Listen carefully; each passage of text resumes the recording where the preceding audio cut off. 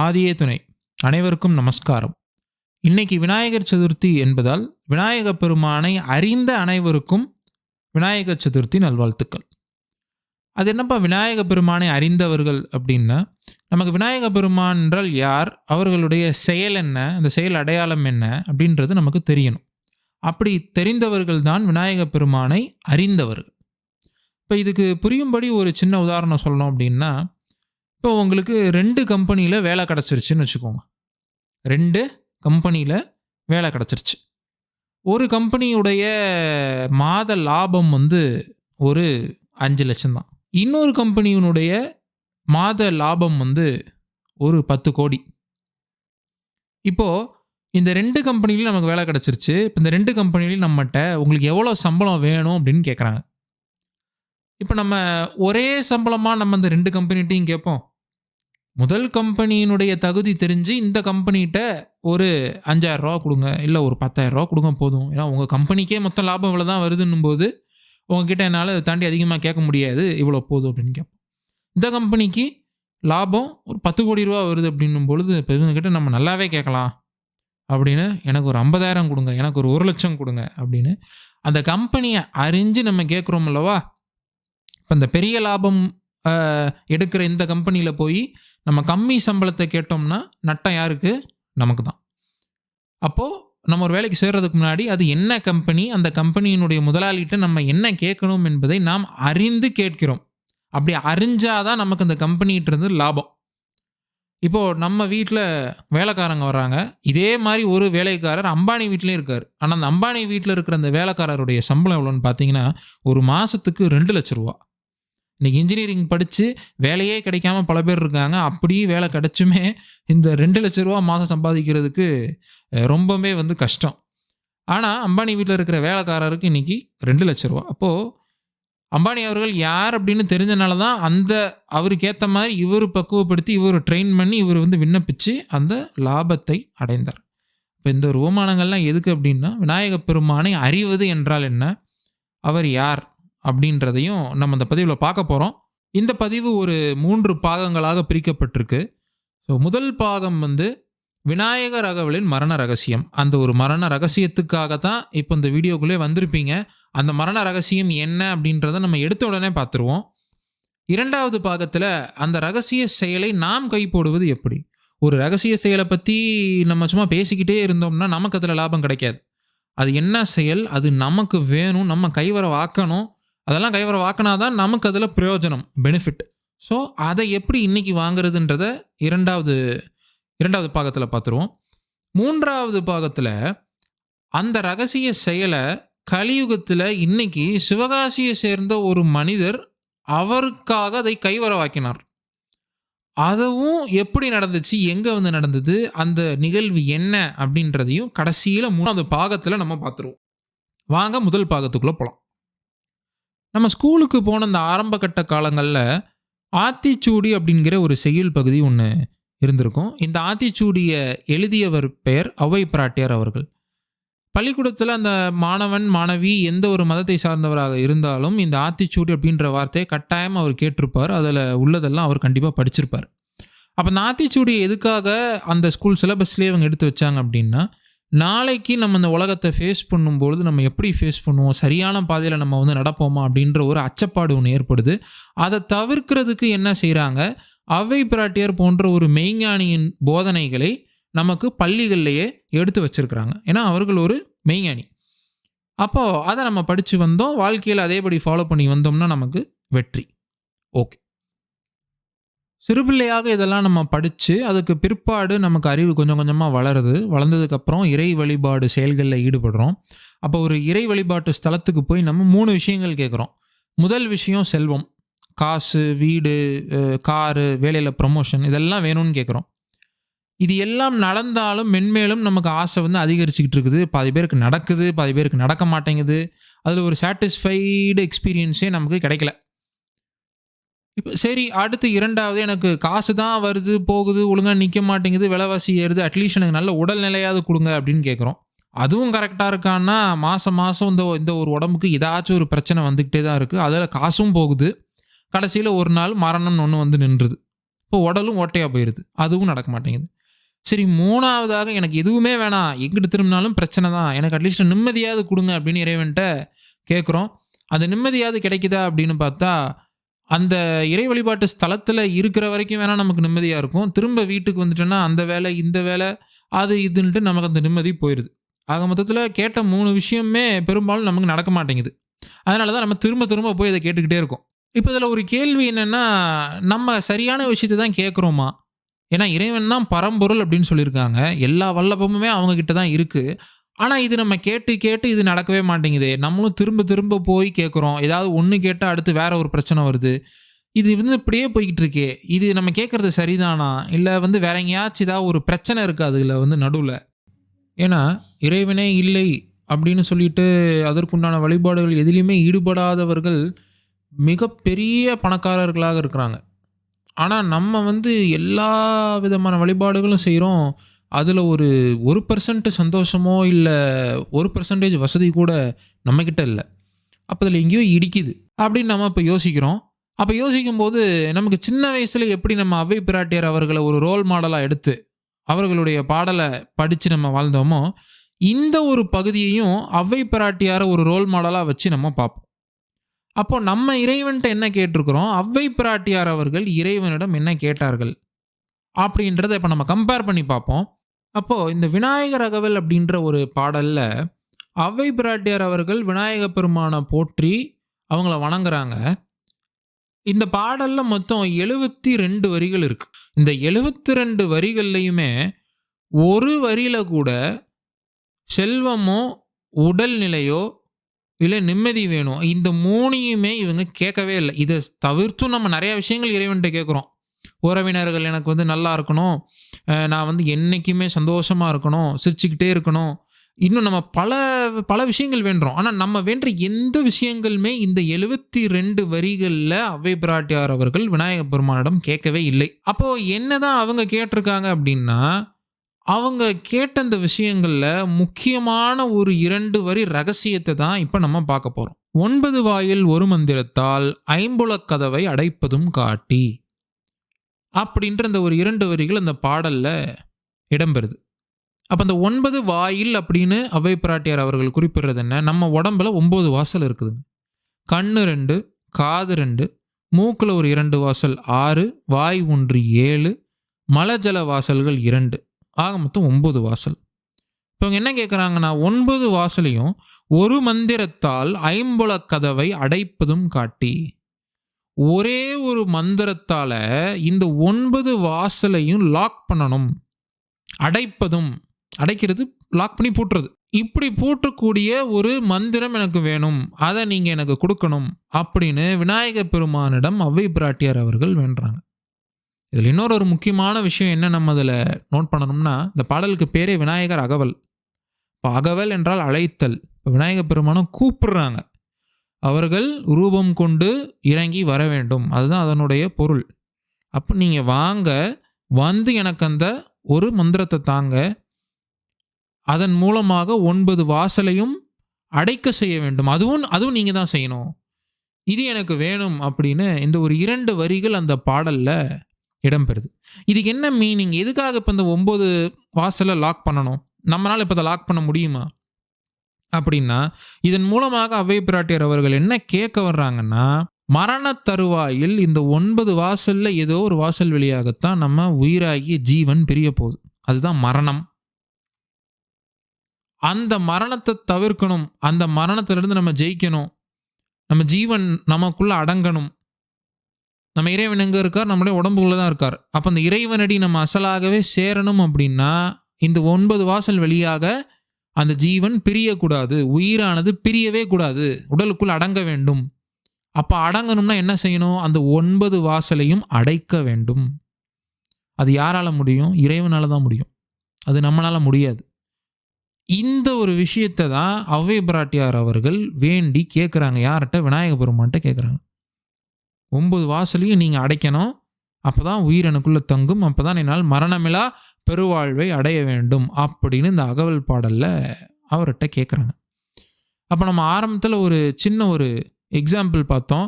நம்ம சம்பளம் வாங்குறதுக்கு முன்னாடி அந்த முதலாளி யார் என்று அறிந்தால்தான் அதற்குண்டான பரிசை கேட்க முடியும் அப்படின்றத நம்ம ஆரம்பத்தில் பார்த்தோம்ல. அப்போ அந்த இறைவன் யார், விநாயக பெருமான் யார், அவர்களுடைய செயல் என்ன அப்படின்னு உண்மையிலேயே அறிந்த அவ்வை பிராட்டியார் அவர்கள் சரியான விஷயத்தை கேட்டிருக்கிறாங்க. இப்போ நம்ம விநாயக பெருமான்கிட்ட என்னென்ன கேட்டுக்கிட்டு இருக்கோம், விநாயகர் சதுர்த்தி அன்னைக்கு ஒவ்வொரு முறையும் நாம் அவர்களிடம் என்னென்ன கேட்டுக்கிட்டு இருக்கோம் அப்படின்றத இப்போ நம்ம கம்பேர் பண்ணி பார்த்தா நமக்கு அதற்குண்டான விடை கிடைத்து விடும். இப்போ ஒரு நாட்டுடைய ஜனாதிபதியை நேரில் போய் பார்க்கறது ரொம்ப கஷ்டமான விஷயம். அப்படி கஷ்டப்பட்டு அவரை சந்திக்கிற ஒரு சந்தர்ப்பம் நமக்கு வாச்சுதுன்னா அவர்கிட்ட போய் நம்ம என்ன கேட்போம், அவருடைய தகுதிக்கு ஏற்ப உதவிகளை தான் நாடி நம்ம போய் கேட்போம். இப்போ அவர்கிட்ட போயிட்டு என்னை இந்த முக்கில் கொஞ்சம் ட்ராப் பண்ணி விடுங்களேன் உங்கள் வண்டியில் அப்படி கேட்போமா? இல்லை எனக்கு போய் 2 இட்லி வாங்கிட்டு வாங்க அப்படின்னு கேட்போமா? இப்படி கேட்டால் என்ன ஆகும் யோசிச்சு பாருங்களேன். அடுத்த நொடியே நமக்கு தண்டனை, தூக்கி வெளியே வீசிடாவன அப்படின்றவாங்க. அப்போது அவங்களுடைய வல்லபம் அறிந்து அதற்கு தகுதியான விஷயங்களை தான் நம்மளால் விண்ணப்பிக்க முடியும். அப்படி விண்ணப்பிச்சாதான் நம்ம தப்பிச்சோம், இல்லைன்னா தண்டனை தான். அதே மாதிரி இறைவனுடைய செயல் என்ன, மக்களை மரணத்திலிருந்து காப்பாற்றுவது. இதை அறிஞ்சு தான் அவ்வை பிராட்டியார் அவர்கள் அன்னைக்கு கரெக்டாக கேட்டிருக்காங்க.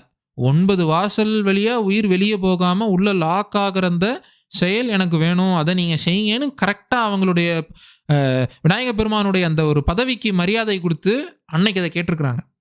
நம்ம இறைவன்ட்ட என்னென்ன கேட்குறோம், அப்போ நம்ம கேட்கக்கூடிய விஷயங்கள்லாம் இறைவனுக்கு வந்து கோபத்தை உண்டாக்குமா, இல்லை இறைவனுடைய தகுதிக்கேற்ப தான் நம்ம கேட்குறோமா அப்படின்றத நம்ம தான் சிந்திச்சு பார்க்கணும். ஒரு மருத்துவர் இறைவனிடம் போய் என்ன கேட்பாரு, நான் புதுசாக ஒரு ஹாஸ்பிட்டல் கட்டியிருக்கேன், 20 வருஷம் நான் அதுக்காக உழைச்சிருக்கேன், எனக்கு நிறையா பேஷண்ட்டை கொண்டு வாங்கன்னு இவர் வேண்டுவார். அதே இறை வழிபாட்டு ஸ்தலத்தில் இவருக்கு பக்கத்தில் ஒரு நோயாளி போய் என்னன்னு சொல்லி வேண்டுவார், எனக்கு நோய் சீக்கிரமாக குணமடையணும், நான் மருத்துவத்துக்காக நிறையா நான் செலவு பண்ணியிருக்கேன், இனிமேல் நான் டாக்டர்கிட்டே போகக்கூடாதுன்னு இவர் வேண்டுவார். இந்த 2 பேருக்கு நடுவில் இருக்கிற அந்த இறைவன் யாருக்கு ஃபேவர் பண்ணுவார்? இப்போ இது ஒரு சின்ன உதாரணம். இதே மாதிரி பல மருத்துவர்கள் இருக்காங்க, பல நோயாளிகள் இருக்காங்க. உலகம் ஃபுல்லாக நம்ம இப்போ ஒரு லார்ஜ் ஸ்கேலில் வச்சு பார்த்தோம்னா இதில் எத்தனை பேருக்கு ஃபேவராக எப்படி ஜட்ஜ்மெண்ட் கொடுப்பார்? ஒரு கிளாஸில் 40 மாணவர்கள் வந்து படிக்கிறாங்க, 40 பேருமே ஃபஸ்ட் ரேங்க் வேணும்னு சொல்லி இறைவன்ட்ட வேண்டுறாங்க.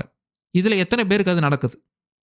அப்போ ஃபஸ்ட் ரேங்க் எடுத்த பையன் வந்து இறைவன் உண்டு அப்படின்னு சொல்லுவான், மித்தம் 39 பேர் இறைவன் இல்லைன்னு சொன்னால் ஏற்றுக்க முடியுமா நம்மளால்? அப்போ நம்மக்கிட்ட இந்த காசோ பணமோ உறவோ உடல்நிலையோ நிம்மதி இதெல்லாம் எந்த ஒரு அளவில் இருந்தாலும் இதெல்லாம் விட ஒரு முக்கியமான காரியத்துக்கு தான் நமக்கு இறைவன் வேணும். அது என்ன? நம்மளை மரணத்திலிருந்து காப்பாற்றுறதுக்கு. அது நடந்தால் தான் நம்மளால் இறைவனடி சேர முடியும். அது இல்லை என்றால் எக்கோடி கால நரகம்தான். இந்த ஒரே ஒரு விஷயத்துக்காக தான் நமக்கு இந்த அரிதிலும் அரிதான மனித பிறவி கிடைச்சிது. இனி இந்த பிறவி கிடைக்குமான்றது யாருக்குமே தெரியாது. அப்போது ஒரு கம்மி காசில் வாழ்ந்தா கூட பரவாயில்ல, அந்த ஒரு பெரிய பதவியை நம்ம அடைஞ்சோம்னா நமக்கு தான் லாபம். இல்லைனா என்ன ஆகுது, அந்த ஜீவனானது உடலை விட்டு செதறிடுச்சுன்னா என்ன ஆகுது, நமக்கு பேருக்கு முன்னாடி நம்ம திருன்னு போட்டிருக்கோம், திரு என்றால் இறைவன். அப்போ நம்ம பேர் எழுதுறதுக்கு முன்னாடியே இறைவனுடைய நாமத்தை போட்டு தான் நம்ம பேர் எழுதுகிறோம். காலம் ஃபுல்லாக இப்படி திரு திரு திருன்னு போட்டுட்டு இருந்த இந்த நாமம் போய் எப்போ போகுது? அந்த நாமம் அதுவாக போகலை, உள்ளுக்குள்ளே இருக்கிற ஜீவன் வெளியே போனதுக்கு அப்புறமேட்டு அந்த நாமமும் போய் பிணம் அப்படின்ற ஒரு பெயர் வந்து நிற்கிது. மரியாதையே இல்லை அதுக்கடுத்து அவர் இவர் அப்படின்லாம் சொல்ல மாட்டாங்க. அந்த பிணத்தை தூக்குன்னுவாங்க, பிணத்தை போடு, இந்த பணத்தை எரின்னுவாங்க. அப்போது இந்த ஒரு நிலை நமக்கு தேவையா? அப்போ காசு நமக்கு கம்மியாக இருந்தாலும் சரி, அதிகமாக இருந்தாலும் சரி, உடல்நிலை எப்படி இருந்தாலும் எப்படி இருந்தாலும் அட்ஜஸ்ட் பண்ணி வாழ்ந்துக்கலாங்க. ஆனால் கடைசியில் இந்த ஒரு நிலை முடிந்தால் முடிஞ்சு. இத்தனை வருஷம் வாழ்ந்து நமக்கு இந்த மனித பிறவி கொடுத்த அரிதிலும் அரிதான இந்த மனித பிறவி கிடைச்சும் வேஸ்ட். அப்போது இறைவன்ட்ட நம்ம முறையாக என்ன கேட்க வேண்டும் அப்படின்றதையும் இந்த 2 வரிகள் மூலம் அவ்வை பிராட்டியார் அவர்கள் உலகத்திற்கு உணர்த்தினார்கள். இப்போ நம்ம பதிவோட 2வது பாகம், இந்த ரகசிய செயலை இன்னைக்கு நம்ம கைவரவாக்குவது எப்படி? இதை பற்றி பார்க்கறதுக்கு முன்னாடி இப்போ அவ்வை பிராட்டியார் அவர்கள் விநாயகர் அகவல் மூலமாக விநாயக பெருமான்கிட்ட வேண்டுனாங்களே, இந்த பாடல் பாடி அவங்க வேண்டினதுக்கு பிற்பாடு அவங்களுக்கு நடந்துச்சா? இந்த செயல் கைவரவாச்சா அப்படின்னு ஒரு கேள்வி. அப்போது இந்த நிகழ்வு வந்து எப்படி முடியுது அப்படின்னா, இவங்க இந்த பாடல்கள் பாடி முடித்த பிற்பாடு விநாயக பெருமான் வந்து காட்சி அளிக்கிறாங்க. காட்சி அளித்து அவை பிராட்டியார் அவர்களை தூக்கிச் சென்று கைலாய நாட்டில் இறக்குகிறார்கள். இது அன்னைக்கு நடந்த நிகழ்வு. அப்போ இந்த பாடல் பாடி முடிச்சதுக்கு அப்புறமேட்டு என்ன ஆகுது? விநாயக பெருமான் அவதரிக்கிறாங்க. ரூபம் தாங்கி வந்து அவை பிராட்டியார் அவர்களை தூக்கிச் சென்று அவங்க இறக்குற ஃபர்ஸ்ட் இடம் எங்க? கைலாயம், இந்த சொர்க்கபதி, அங்கே போய் இறக்குறாங்க. இந்த செயலை சேரமான் நாயனார் அப்படின்னு ஒருத்தர் பார்க்குறாரு. அவர் பார்த்தோன்னே அவர் கேட்குறாரு, எனக்கு முன்னாடி அவை பிராட்டியார் அவர்கள் எப்படிங்க வந்தாங்க அப்படின்னு அவர் ஒரு கேள்வி கேட்குறாரு. இவங்க என்ன பாட்டு தானே அவங்க பாடினாங்க, எப்படி இவங்க வந்தாங்க அப்படின்னு இவர் கேட்கும்போது, அதுக்கு அவை பிராட்டியார் அவருக்கு பதிலாக ஒரு 4 வரி பாடலில் சொல்கிறாங்க. அந்த பாடலில் முக்கியமாக ஒரு லைனில் அவங்க என்ன சொல்கிறாங்கன்னா, இறைவனுடைய திருவடிகளை பற்றி அவங்கள வணங்கி அவங்கள அன்போட வேண்டும் பொழுது எனக்கு இது நடக்குது அப்படின்னு அவை பிராட்டியார் அவர்கள் சேரமான் நாயனார் அவர்களுக்கு பதிலளிக்கிறாங்க. அப்போ இதில் நம்ம என்ன ஒரு விஷயத்தை நம்ம நல்லா புரிஞ்சுக்கணும் அப்படின்னா, இந்த 72 வரிகளில் எங்கேயுமே அவங்க சொந்தமாக என்னால் இதை அடைய முடியும், நான் இந்த கைலை நாட்டிற்கு சொந்தமாக என்னோட சொந்த முயற்சியில் வந்தேன் அப்படின்னு எங்கேயுமே அவங்க குறிப்பிடலை. சேரமான் நாயனார்ட்டையும் அதுதான் சொல்கிறாங்க, இறைவனோட திருவடியை நான் பிடிச்சிக்கிட்டேன், அதை நான் வணங்கினேன், நான் கெஞ்சி கேட்டேன், அதனால எனக்கு இது நடந்தது, அப்படி நம்ம செஞ்சோம்னா நடக்காத காரியம் எதுவுமே கிடையாது அப்படின்னு அவருக்கு பதிலும் சொல்கிறாங்க. சரி, இது அன்னைக்கு நடந்த நிகழ்வு, அதை பற்றி விலாவரியாக பார்த்துட்டோம். இப்போது அன்னைக்கு அவை பிராட்டியார் அவர்கள் கைவரவாக்கிய அந்த செயல் இன்னைக்கு நமக்கு நடக்கணும்ல. அவங்க பிறவி பயன் அடைஞ்சிட்டாங்க, அந்த கைலாய நாட்டுக்கு அவங்க போயிட்டாங்க. இன்னைக்கு போகிறதுக்காக நம்ம வெயிட் பண்ணிக்கிட்டு இருக்கோம். அப்போ நமக்கு என்ன ரூட், நமக்கு என்ன மெத்தட் அப்படின்றத நம்ம பார்த்தா தான் நமக்கு லாபம். அப்போ நம்மளோட பிரச்சனை என்ன? மரணத்திலிருந்து தப்பிக்கிறோம். அதுக்கு என்ன செயல் நடக்கணும்? 9 வாசலையும் அடைக்கணும், அப்போ தான் ஜீவன் உள்ள தங்கும். இந்த செயலை இன்னைக்கு யார்கிட்ட இருந்து வாங்குறது? யார்கிட்ட கேட்டால் கேட்ட உடனே கைலாய நாட்டுக்கு போக முடியும், அன்னைக்கு அவை பிராட்டியார் அவர்கள் போன மாதிரி அப்படின்றத இப்போ இந்த 2வது பாகத்தில் பார்க்க போகிறோம். ரொம்ப ரொம்ப முக்கியமான பாகம். பிரம்ம பிரகாசமை வெளிச்சாலை ஆண்டவர்கள் அவர்கள் அருளிய திருமெய்ஞான அருளமுதம் வாக்கியம் 67. இப்போ தெய்வம் அவர்கள் இந்த வாக்கியத்தில் என்ன சொல்கிறாங்கன்றதை இப்போ பார்ப்போம். உட்தால் இடக்கூடிய சாவி ஒரு தெய்வ சொரூபரின் கையகத்தில்தான் இருக்கிறது. இதில் என்ன சொல்கிறாங்க? உட்தால், உள்ளுக்குள்ள தாள் போடுற சாவி ஒரு தெய்வ சொரூபர்கிட்ட இருக்குதுன்றாங்க. உள்ளுக்குள்ளே போடுற தாள்னா எதுக்கு நம்ம இப்போ லாக் போட போகிறோம்? 9 வாசல் இருக்குது, 9 வாசலையும் அடைக்க போகிறோம், பூட்டு போட போகிறோம். நம்ம வீட்டை விட்டு வெளியே போகிறோம்னா ஃபஸ்ட்டு நம்ம என்ன செய்வோம்? எல்லா கதவையும் பூட்டி அதை லாக் பண்ணிடுவோம். எதுக்காக லாக் பண்ணுறோம்? உள்ளுக்குள்ளே விலை மதிப்புள்ள பொருட்கள் உண்டு, அதை யாரும் திருடிட்டு போயிடக்கூடாது அப்படின்றதுக்காக நம்ம அதை பொக்கிஷமாக லாக் பண்ணி வச்சுட்டு போகிறோம். லாக் பண்ணுறதுக்கு ஒரு சாவி வேணும்ல. இது இக வாழ்க்கைக்கு உண்டான ஒரு பூட்டு, அதுக்குண்டான சாவி. இதே மாதிரி நம்ம உடம்புல இருக்கிற அந்த 9 வாசலுக்கும் பூட்டு போடுறதுக்கு ஒரு சாவி. அது யார்கிட்ட இருக்கான்? ஒரு தெய்வ சொரூபர். இந்த தெய்வ சொரூபர் அப்படின்ற இந்த ஒரு சொற்களுக்கு என்ன பொருள் அப்படின்னா, தெய்வம் இறைவன், சொரூபர் அப்படின்னா அந்த இறைவனுடைய செயல்களை தன் கைவசமாக்கி ரூபம் தாங்கி வருவார்கள். இப்போ இறைவனுக்குன்னு உண்டான ஒரு சில குவாலிட்டிஸ் இருக்குது. இதுதான் இப்போ நம்ம முன்னாடி பார்த்தோம். இறைவனுடைய செயல் என்ன? மக்களை மரணத்திலிருந்து காப்பாற்றுவது. அந்த செயலை கைவரவாக்கி ரூபம் தாங்கி வருபவர்களே தெய்வ சொரூபர். அப்படிப்பட்ட ஒரு தெய்வ சொரூபர் தான் அந்த காலத்தில் விநாயக பெருமான். அவர்களிடம் அவை பிராட்டியார் அவர்கள் கரெக்டாக போய் கேட்டாங்க. அப்போ நம்ம காலத்துக்கும் நமக்கும் ஒரு தெய்வ சொரூபர் வேணும், இந்த செயலை நடத்துகிற ஒரு தெய்வ சொரூபர். அவங்க கிட்ட தான் என்ன இருக்கான்? இந்த 9 வாசலுக்கும் லாக் போடுற சாவி இருக்கான். அவர்களுடைய கையகத்தில் தான் இருக்கிறது. அவர் உதவி இருக்கும்போது நம் ஆயுள் பரியந்தம் நம் ஜீவ தேகத்துள் போக்குவரத்தாய் இருக்க முடிகிறது. இந்த மனித உடல் இருக்கும் வரை எப்போது அந்த உட்தாளின் சாவியை நாம் கைப்பற்றலாம் என்று யமன் காத்து கொண்டே இருக்கிறான். அப்போது யமன் அப்படின்னாலே மரணம் தான். உயிரை வந்து பிச்சு எடுத்துகிட்டு போகிறதுக்கு தான் யமன் வருவார். இது எல்லாருக்குமே தெரியும். யமனை நம்ம இன்னும் சந்திக்கலை, அது ஒன்றே ஒன்று தான் பாக்கி. ஆனால் அவர் வந்து எங்கே இருக்கிறாரு? நம்ம தலைக்கு மேலேயே தான் உட்காந்துட்டு இருக்கிறாரு டெய்லி. சாவு நமக்கு எப்போ வரும் அப்படின்னு கேட்டால் நம்மளால் பதிலே சொல்ல முடியாது. ஆனால் யமன் பின்னாடியே ஃபாலோ பண்ணிட்டு வரான். டக்குன்னு அசந்த இடத்துல நம்மளை சாச்சிருவான். அப்போது அவன் என்ன செய்கிறான், அந்த 9 வாசல் வழியாக உள்ளுக்குள்ளே புகுந்து அந்த உயிரை பிச்சு ஏதோ ஒரு வாசல் வழியாக எடுத்து தூக்கிட்டு போயிடுறான். அது நடந்ததுக்கு பிற்பாடு தான் இவர் மரணம் அடைந்துட்டாரு, இவர் பணமாயிட்டாரு அப்படின்ற அவமரியாதை அவப்பேறுகள் எல்லாம் வருது. அப்போ அந்த சாவியை யார் திருடிட்டு போகிறான், அந்த யமன் திருடிட்டு போயிடுறான். எப்போது அந்த உத்தாளின் சாவியை நாம் கைப்பற்றலாம் என்று யமன் காத்துக்கொண்டே இருக்கிறான். அடுத்த வரியில, ஒரு தேவபிரானின் கை அகத்தாகி உள்ளவர்களின் உத்தாளின் சாவியானது அந்த தெய்வத்தின் வசம் இருப்பதால் யமன் சந்திக்கும் தருவாயில் சட்டென்று உத்தாளிட்டு விடுகின்றார்கள். இந்த பகுதி ரொம்ப ரொம்ப முக்கியமான ஒரு பகுதிங்க. இதில் நம்ம தெய்வம் என்ன சொல்கிறாங்கன்னா, ஒரு தேவபிரானின் கையகத்தாகி. இப்போ தேவபிரான் அப்படின்றது தெய்வ சொரூபர், ரெண்டுமே ஒன்று தான். சரி, அடுத்த ஒரு வார்த்தை கை அகத்தாகின்றாங்க. இப்போ கை அப்படின்னா நம்ம உடம்புல இருக்கிற 2 கை சொல்லலாம். ஆனால் தெய்வம் அவர்கள் இங்கே கை அகம் அப்படின்றாங்க. அகம் என்றால் உள்ளே. அப்போ உள்ளுக்குள்ளே என்ன கை இருக்குது, உள்ளுக்குள்ளே எந்த கை நீட்டி எல்லாத்தையும் பிடிக்குது அப்படின்னா, அந்த தெய்வ சொரூபருடைய நினைவு, அவர்களுடைய உள்ளம், அவர்களுடைய திரு உள்ளம். அப்போ அந்த திரு உள்ளத்துக்கு யார் நுழையிறாங்க, அதுக்குள்ள யார் இருக்கிறாங்களோ அவங்களுடைய உத்தாளின் சாவி. இப்போ ஒரு உதாரணத்துக்கு சொல்லணும்னா, இப்போ இந்த வீடியோவை நீங்கள் கேட்டுக்கிட்டு இருக்கீங்க, அந்த தெய்வ சொரூபருடைய உள்ளம் இறங்க நீங்கள் நடந்துக்கிட்டு இருக்கீங்க அப்படின்னா, அவர்களோட உள்ளத்தில், அவர்களுடைய நினைவில் உங்கள் பேர் ரெஜிஸ்டர் ஆயிரும்.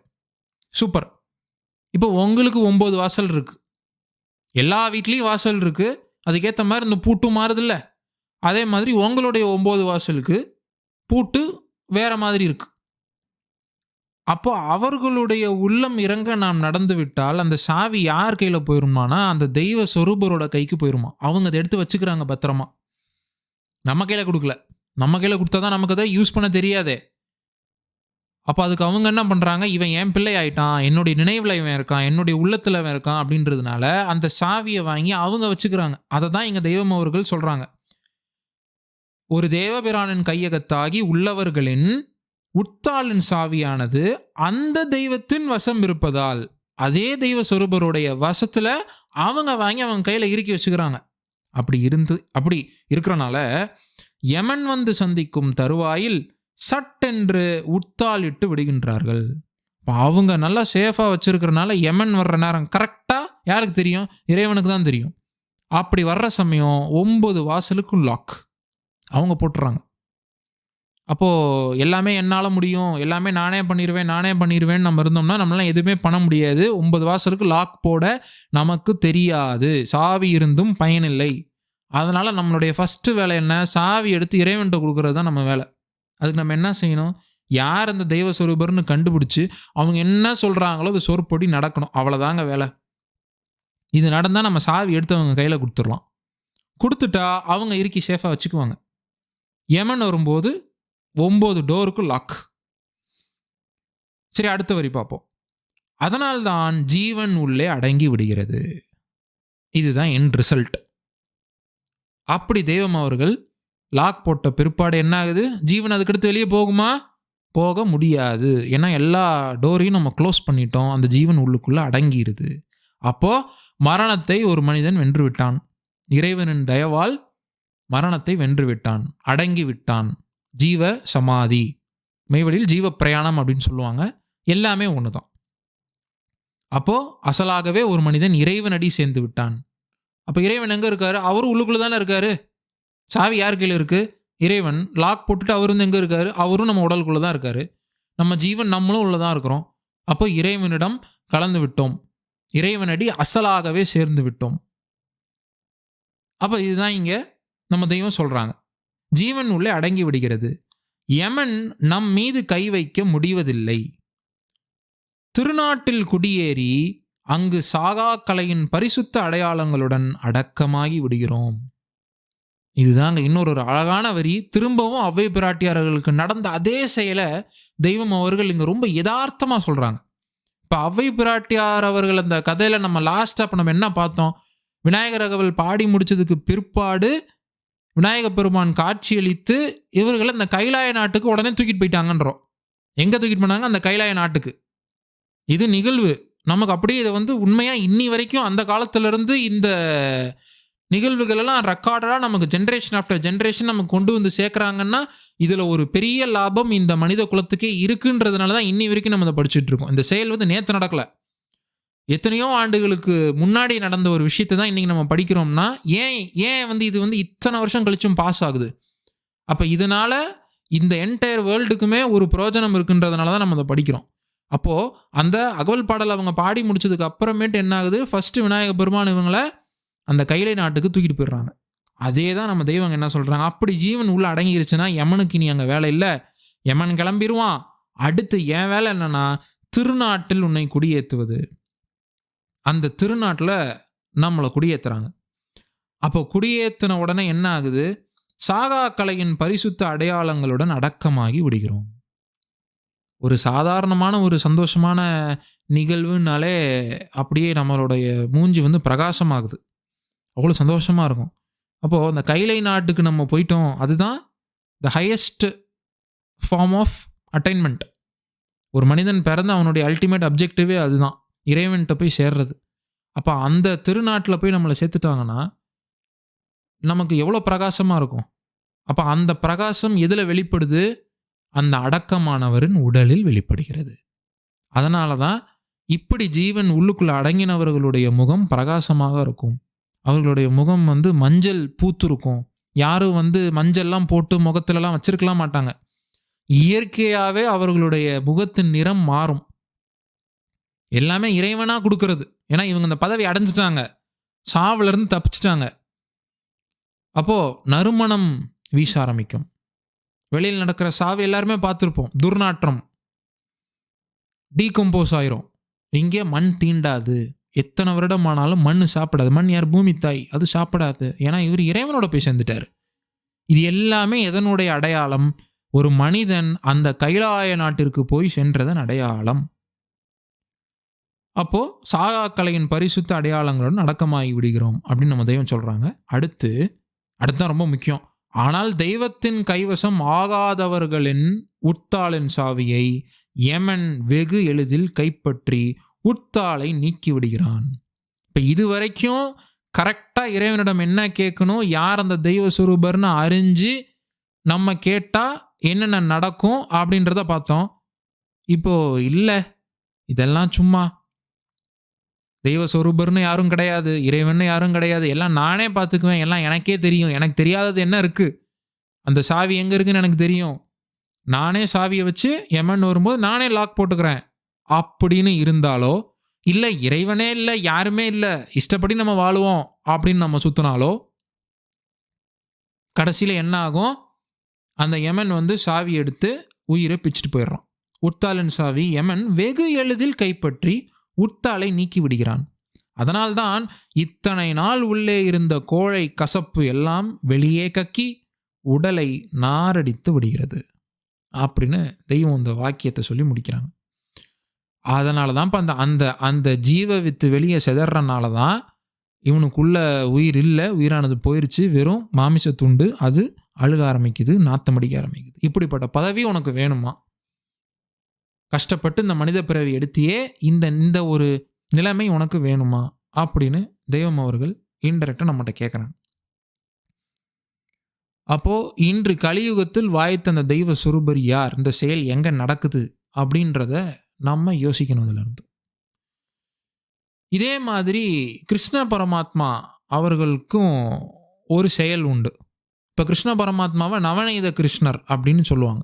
இப்போ எதுக்காக அந்த நவநீத கிருஷ்ணர் அப்படின்ற அந்த பேர்? ஏன் இப்போ வெறும் கிருஷ்ணர்னு சொன்னால் நம்ம இந்த பேரை சொல்ல மாட்டோமா, ஏற்றுக்க மாட்டோமா? எதனால நவநீத கிருஷ்ணர்னு நம்ம சொல்கிறோம் அப்படின்னா, அதுக்கும் நம் தெய்வம் அவர்கள் ஒரு வாக்கியம் கொடுத்துருக்காங்க. அருளமுதம் அதே நூலில் வாக்கியம் 266. அநீதத்தில் அழிவை நோக்கி வேகமாய் பாய்ந்து செல்லுகின்ற நவ துவாரங்களாகிய 9 வாசல்களையும் உட்தாளிட்டு அவற்றை மெய்நெறி நீதத்தின்பால் திருப்பியாக்கும் தவோன்னத செயலே நவநீதம். அச்செயல் கைவரவானவரே நவநீத கிருஷ்ணன். அப்போ என்ன சொல்கிறாங்க? நவநீத. நவ என்றால் திரும்பவும் 9. 9ன்னா என்ன? 9 வாசல். நீதம் என்றால் நெறி. யார் நெறி? யார் நீதி, நெறி, இதெல்லாம் யார்? எல்லாமே இறைவன் தான். இப்போ இந்த 9 வாசலையும் லாக் பண்ணி நம்மளை யார் பக்கம் திருப்புறாங்க? இறைவன் பக்கம் திருப்புறாங்க. அப்படி திருப்பினா தான் இறைவனடி சேர முடியும். இப்போ ஜீவன் உள்ளுக்குள்ளே அடங்குது. இந்த செயல் யார் கையில் இருக்கோ அவங்க தான் நவநீத கிருஷ்ணர். இப்போ அன்னைக்கு கிருஷ்ண பரமாத்மா செஞ்ச செயல் போல இது. நமக்கு தெரியாது இதெல்லாம். அதனால தான் இந்த பேரை வச்சுருக்காங்க. அப்போ அவங்க அதை எவ்வளோ ஒரு சூழ்ச்சிமமாக அந்த ஒரு தெய்வ சொரூபர் வாழ்ந்த காலத்திலேயே அவர்களுக்கு அந்த பேரை வச்சுருக்காங்க பாருங்கள். அப்போ தான் பின்னாடி வர சந்ததிகள் அந்த பெயரில் உள்ள அந்த செயல் மூலமாக வச்சு அந்த யுகத்தில் யார் அவதார புருஷராக வந்தாங்கன்னு கண்டுபிடிக்கிறதுக்காக தான் அந்த செயலை மடக்கி சுருக்கி அவங்க பேர்லேயே வச்சுட்டு போயிட்டாங்க. நவநீத கிருஷ்ணர், நவநீதம் அப்படின்றத பேர்லேயே வச்சுட்டாங்க. ஏன்? மக்கள் சிந்திக்கிட்டோம். நவ என்றால் 9, நீதம் என்றால் நீதி, நெறி, அதன் பால் 9 வாசலையும் திருப்ப வேண்டும், உள்ளுக்குள்ள ஜீவன் அடங்க வேண்டும். ஓகே, இவ்வளோ பெரிய செயல் இருக்கா? அப்போ இந்த செயல் யார் கொடுக்குறாங்க? அதனால தான் இந்த தெய்வ சொரூபர்களுடைய உடல் அடையாளமாக என்னைக்குமே யாருமே பெருசாக பேசினது கிடையாது. உடல் அடையாளம் இல்லை, செயல்தான் அடையாளம். நமக்கு ஒரு பிரச்சனை, அந்த செயலை யார் நமக்கு முடிச்சு கொடுக்குறாங்களோ அவங்க கிட்ட போவோம். சளி பிடிச்சிருக்கு, ஒரு மாத்திரை வேணும், பக்கத்தில் இருக்கிற ஒரு டாக்டர்கிட்ட வேகமாக பிள்ளையை தூக்கிட்டு ஓடுவோம். அந்த டாக்டர் அவருடைய உடல் எப்படி இருக்குது, அழகாக இருக்காரா, நீட்டாக அவர் ட்ரெஸ் பண்ணியிருக்காரா, இதையெல்லாம் நம்ம பார்க்க மாட்டோம். நமக்கு பிரச்சனை, பெரிய பிரச்சனையில் நம்ம மாட்டியிருக்கோம். அப்போ டக்குன்னு போய் அதுக்கு ஒரு சொல்யூஷன் வேணும், போய் மருந்து வாங்கிட்டு வந்துடுவோம். இந்த கொரோனா வந்தது, அப்போது ஏதோ ஒரு இடத்துல தான் வேக்சின் போட்டாங்க. மக்கள் அலையலையாக ஓடணும். அப்போ இந்த ஊசி போடுறவர் யார், எப்படி இருக்கார், இவர் டாக்டர் தானா, இவர் என்ன செஞ்சார், இதெல்லாம் நம்ம எதுவுமே ஆராய்ச்சி பண்ணல. உயிர் போக போகுது, நான் தப்பிக்கணும், போடுங்க இந்தாங்க எனக்கு போடுங்க ஃபஸ்ட்டு, வேக்சின் காலியாச்சுன்னா முடிஞ்சிச்சு. இது செயலே நடந்தது. அதே ஒரு ஆத்திரமும் வெறியும் தான் இந்த மரணத்திலிருந்து தப்பிக்கிறதுக்கு நமக்கு இருக்கணும். அப்போ இன்னைக்கு நமக்கு வாய்த்த அந்த தெய்வ சொரூபர் யார்? பிரம்ம பிரகாச மெய்வெளிச்சாலை ஆண்டவர்கள். இந்த செயல் என்ன செயல்? அதாவது அன்னைக்கு அவை பிராட்டியார் அவர்கள் விநாயக பெருமான்கிட்ட 9 வாசலையும் உட்தாளிடணும் அப்படின்ற அந்த செயல் ஒரு சில மெய்ஞானிகள், யோகிகள், சித்தர்கள் இவங்களுக்கு ரொம்ப ரேராக அவங்களுக்கு நடந்தது. அவங்கள தான் நம்ம ஒரு ஜீவ சமாதி ஸ்தலமாக அமைத்து வணங்கிக்கிட்டு இருக்கோம். இதே செயல் ஆங்காங்கு 1, 2 நடந்த செயல் இன்னைக்கு மெய்வெளிச்சாலையில் குடும்பமாக இந்த லாபத்தை அடைந்து கொண்டு செல்கிறார்கள். ஏன்? இங்கே வர்ற எல்லா மக்களும் சாவியை தெய்வத்துக்கிட்ட கொடுத்துட்றாங்க. தெய்வத்துடைய சொல் பேச்சு கேட்டு நடந்து அந்த சாவியை தெய்வமே நீங்களே பிடிச்சிக்கோங்க, யமன் வரும்போது எங்களை காப்பாற்றிருங்க அப்படின்னு கொடுக்குறாங்க. குடும்பமாக இன்றைக்கும் இந்த செயல் நடந்து கொண்டு இருக்குது. அந்த திருநாட்டில் ஏற்றின இந்த அடையாளங்கள் ஜீவப்பிரயாணமான ஒவ்வொருவருக்கும் வெளிப்படுது. ஸோ உங்களுடைய உறவினர்களோ நண்பர்களோ யாரோ மெய்வெளியை சேர்ந்திருந்தால் அடுத்த முறை ஒரு ஜீவப்பிரயாண நிகழ்வு நடக்கும்போது பார்க்கணுன்றதை அவங்கக்கிட்ட சொன்னீங்கன்னா அவங்க சொல்லுவாங்க, போய் தாராளமாக போய் பார்க்கலாம், எந்த தடையும் கிடையாது. இது இறைவனுடைய செயல், இந்த ஒரு தெய்வ சொரூபரின் செயல். இதை பார்க்கறதுக்கு தான் நமக்கு இந்த 2 கண்ணு கொடுத்துருக்காங்க. அதில் இருக்கிற இந்த நறுமணத்தை உணர்றதுக்கு தான் நமக்கு இந்த மூக்கு கொடுத்துருக்காங்க. அப்போது இதை போய் ஒரு நேரில் பார்க்கலாம். இப்போ நம்ம பதிவுடைய 3வது பாகம், இந்த செயலை இந்த கலியுகத்தில் கைவரவாக்கிய ஒரு சிவகாசி நபரை பற்றி நம்ம பார்க்க போகிறோம். அவருக்கு நடந்த நிகழ்வு. அதுக்கு முன்னாடி ஒரு சின்ன கேள்வி. இந்த விநாயகர் அகவலில் அவை பிராட்டியார் அவர்கள் அந்த முதல் வரியில் சொல்லுவாங்கல்ல, 9 வாசலையுமே ஒரே ஒரு மந்திரத்தால் லாக் பண்ணணும் அப்படின்னு சொல்கிறாங்களே, அந்த மந்திரம் என்ன? அந்த மந்திரம் தெரிந்தால் இந்த கலியுகத்தில் நம்மளால் தப்பிச்சுக்க முடியுமா? அந்த மந்திரம் என்ன? இந்த மந்திரம் கட்டாயமாக மெய்வெளி மக்களுக்கு தெரியும். அந்த மந்திரத்தை பயன்படுத்தி தான் இந்த சிவகாசியை சேர்ந்த இந்த நபர் அவரும் அந்த நிலையை அடைந்தார். அன்னைக்கு இவங்க வேண்டினது எல்லாமே இன்னைக்கு செயலில் நடந்துக்கிட்டு இருக்கு. இன்னைக்கு மெய்வெளிச்சாலையில் அதுக்காக நம்ம இந்த மந்திரத்தை போடுபோக்காகவோ சும்மா நம்பாமையோ சொல்லிக்கிட்டு இருந்தால் அதனால் பிரயோஜனம் கிடையாது. நமது தெய்வம் அவர்களை, பிரம்ம பிரகாச மெய்வெளி சாலை ஆண்டவர்களை முழுமையாக நம்பி அவர்களுடைய சொற்படி நடந்து, கொஞ்சம் கூட பிறலாமல் நடந்து, அந்த சத்திய கோட்டில் இருந்து அவர்களுடைய திருவுள்ளம் இறங்க நம்ம எல்லாம் இருக்கணும். அதுபடி வாழ்க்கையில் வாழ வேண்டும். அதனோடு அவர்கள் அருளிய அந்த மந்திரம் என்னன்றது இப்போ நம்ம அடுத்து வந்து பார்ப்போம். ஸோ அதை நம்ம சொல்லி தெய்வம் அவர்களை வேண்டினால் நமக்கு அது கட்டாயமாக நடக்கும், நடந்து கொண்டு இருக்கிறது, என்றும் நடக்கும். சரி, இப்போ இந்த சிவகாசி நபரை பற்றி நம்ம பார்ப்போம். அவரை பற்றின அந்த பதிவு நம்ம சேனலில் ஆல்ரெடி போட்டிருக்கோம். சேனலில் போட்ட 11வது வீடியோ நம்பர் 11 அந்த வீடியோவுடைய இமேஜ்லேயே நம்ம அதை போட்டிருப்போம். அந்த வீடியோவுடைய லிங்க்கை இந்த வீடியோவுடைய டிஸ்கிரிப்ஷனில் நம்ம போட்டிருக்கோம். ஸோ அதை கிளிக் பண்ணி பார்த்தீங்கன்னா எப்படி அவர் நம் தெய்வம் அவர்களை நம்பி அந்த மந்திரத்தின் மூலமாக தெய்வம் அவர்களிடம் கெஞ்சி வணங்கி தயவை கேட்டு கடைசியாக மரணத்தை வென்றார் அப்படின்றது உங்களுக்கு புரியும். இதில் வந்து இன்னொரு பியூட்டி அப்படின்னா, அந்த சிவகாசி நபருக்கு எழுதவும் படிக்கவும் தெரியாது, சுத்தமாக தெரியாது, படிப்பறிவே கிடையாது அவருக்கு. சொந்த முயற்சிகள், தவம், தியானம் இதெல்லாம் எதுவுமே அவர் பண்ண மாட்டார். எதுவுமே அவருக்கு தெரியாது. சொந்த முயற்சி ஒன்றுமே இல்லை, 0.